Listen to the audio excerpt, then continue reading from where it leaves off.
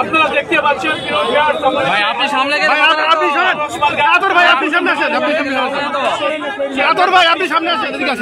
Chairman প্রার্থী হিসেবে বিজয়ী হয়েছেন এবং তার নেতৃত্বে ভাইস চেয়ারম্যান পুরুষ আছে এবং দলীয় নেতাকর্মী সবাই আজকে শ্রদ্ধাঞ্জলি দিচ্ছে সেই মুক্তিযুদ্ধ তীর্থস্থান ঐতিহাসিক।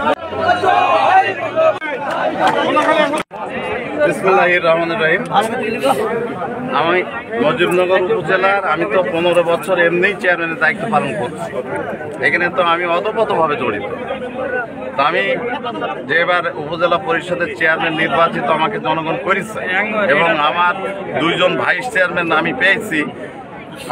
আমি মনে করি যে আমাদের এই পরিষদ আগামী 5 বছর আমাদের প্রথমত আমাদের দলের কোনো রকম বিভেদ বিচ্ছেদ থাকবে না। আমরা সকলকে গুছিয়ে নিই আমরা দলটা করব।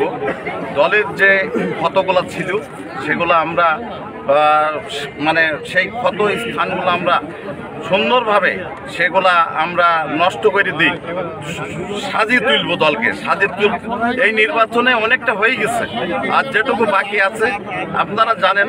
গতকালকে আমি আমার প্রতিপক্ষ যে তার সাথে আমার প্রতিদ্বন্দ্বী প্রার্থী ছিল, আমি তার সাথে দেখা করেছি। তিনি সম্মানিত উপজেলা আওয়ামী লীগের সভাপতি।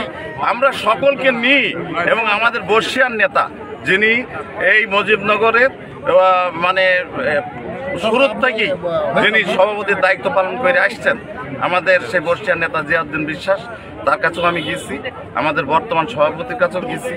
আমি চাই সবাইকে নিয়ে দলটা পুনর্গঠন করে একটা শক্তিশালী দল মুজিবনগরে ফরহাদ হোসেনের নেতৃত্বে এখানে আওয়ামী লীগ তৈরি হবে, ছাত্রলীগ তৈরি হবে, যুব মহিলা লীগ তৈরি হবে, তাঁতি লীগ তৈরি হবে, তৈরি হবে। আর উন্নয়নের যে বিষয়টা আছে, আমাদের উন্নয়নের বিষয়টা আপনারা সকলেই জানেন। আমাদের মন্ত্রী মহোদয় তিনি আমাদের যেভাবে নির্দেশনা দিয়ে কাজ করে নেবেন, আমরা তার নির্দেশনায় সেইভাবে এই উপজেলাকে গড়ে তুলব, এটা আমাদের। ঠিক আছে।